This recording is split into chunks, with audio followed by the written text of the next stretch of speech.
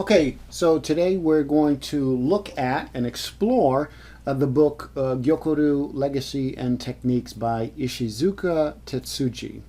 Now, this is the first book authored by Ishizuka Sensei and the first publication by any of the new Sōke in the Bujinkan lineage, at least as far as I know.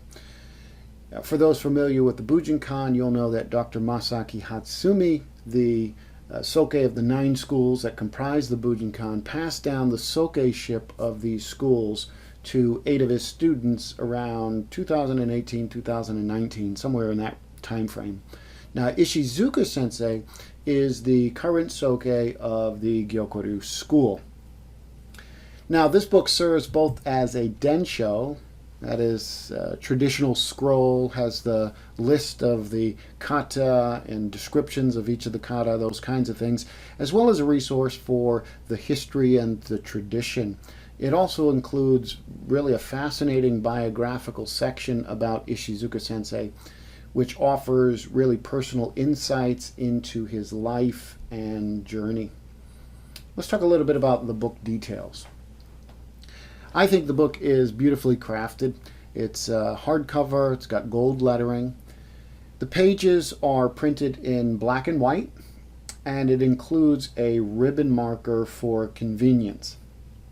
The total page count is about a 255, but in some ways this is a little bit misleading.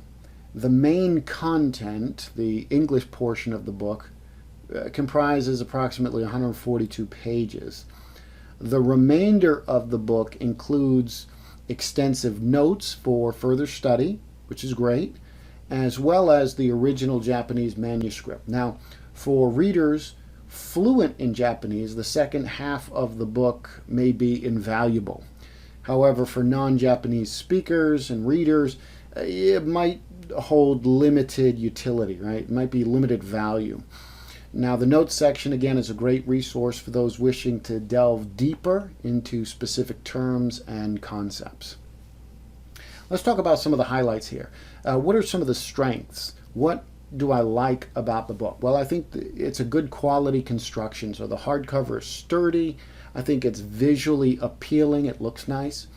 I like the biographical insights there. Ishizuka Sensei's personal history adds a very unique and intimate dimension to the book. The technique compilation, so again, you have a list of the techniques from the current Sōke of Gyokko-ryu. And this is really a great complement to the earlier book put out by Dr. Hatsumi, the book titled The Unarmed Fighting Techniques of the Samurai. There's a lot of overlap in information. Both of those books, right? This book and Hatsumi's earlier book contain all of those kata. Some areas of improvement. How could the book be improved? Well, there's an issue with the photo quality. The images are, in my opinion, subpar. I don't know what the issue is. Maybe it's due to the printing issues, or maybe it's the paper. Something is affecting the quality look of the pages, of the photographs, for me anyways. The readability on black pages is another problem. Pages that are all black backgrounds suffer from low contrast fonts, making them really difficult to read. In fact, in one instant, the font is nearly illegible. I can't even read what the content of the page is because the font's just washed out.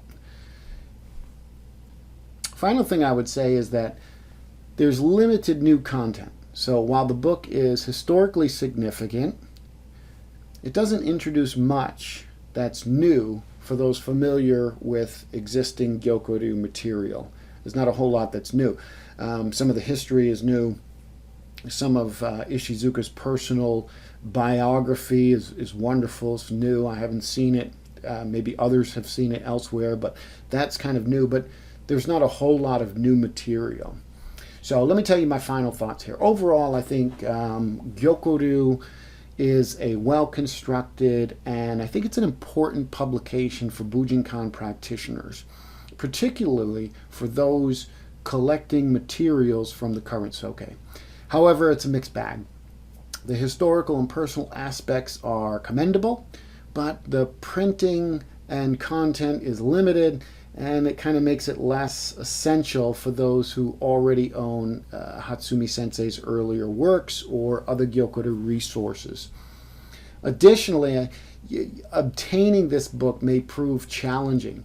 It appears to have only had a single print run, and the publisher may no longer be accessible.